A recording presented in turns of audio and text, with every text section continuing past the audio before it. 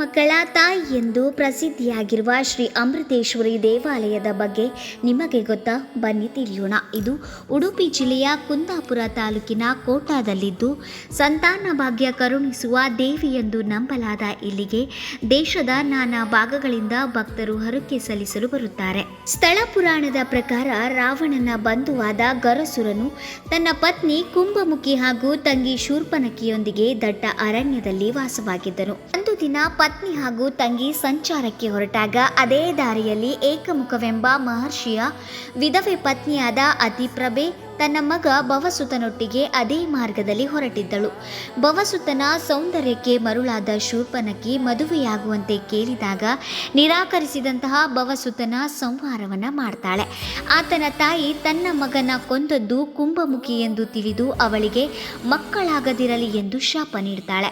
ಪುನಃ ಮನವರಿಕೆಯಾದಾಗ ಶೂರ್ಪನಖಿಯೇ, ನೀನು ಮುಂದೆ ವ್ಯಾಮೋಹಕ್ಕೆ ಒಳಗಾದ ವ್ಯಕ್ತಿಯಿಂದಲೇ ನಿನ್ನ ಸಾವು ಎಂದು ಶಾಪ ನೀಡ್ತಾಳೆ. ಕುಂಭಮುಖಿ ನಡೆದ ಘಟನೆಯನ್ನ ಗರಸುರನಿಗೆ ತಿಳಿಸಿದಾಗ ಶುಕ್ರಾಚಾರ್ಯರ ಸಲಹೆ ಮೇರೆಗೆ ಗರಸುರ ಲಿಂಗವನ್ನ ನಿರ್ಮಿಸಿ ಪೂಜಿಸುತ್ತಾನೆ.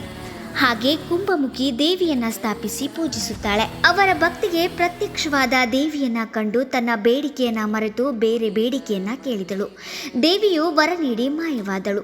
ನಂತರ ಕುಂಭಮುಖಿ ತನ್ನ ತಪ್ಪಿನ ಅರಿವಾಗಿ ಬೇಸರವಾಗ್ತಾಳೆ. ಇವಳ ತಪ್ಪನ್ನ ಕ್ಷಮಿಸಿ ಹಲವು ಮಕ್ಕಳ ತಾಯಿಯಾಗಿ ಈಗಿನ ಕೋಟದಲ್ಲಿ ದೇವಿಯು ನೆಲೆಸುತ್ತಾಳೆ. ಈ ಕ್ಷೇತ್ರದಲ್ಲಿ ದೇವಿಯ ಗರ್ಭಗುಡಿಯ ಸುತ್ತಲೂ ಇರುವ 100 ಲಿಂಗಗಳು ದೇವಿಯ ಮಕ್ಕಳೆಂದು ಕರೆಯಲಾಗುತ್ತಿದೆ. ಇಂತಹ ದೇವಾಲಯದ ಬಗ್ಗೆ ತಮಗೆಲ್ಲ ತಿಳಿಸಬೇಕೆಂಬುದೇ ನಮ್ಮ ನಾಡು ನಮ್ಮ ಹೆಮ್ಮೆ ತಂಡದ ಆಶಯ.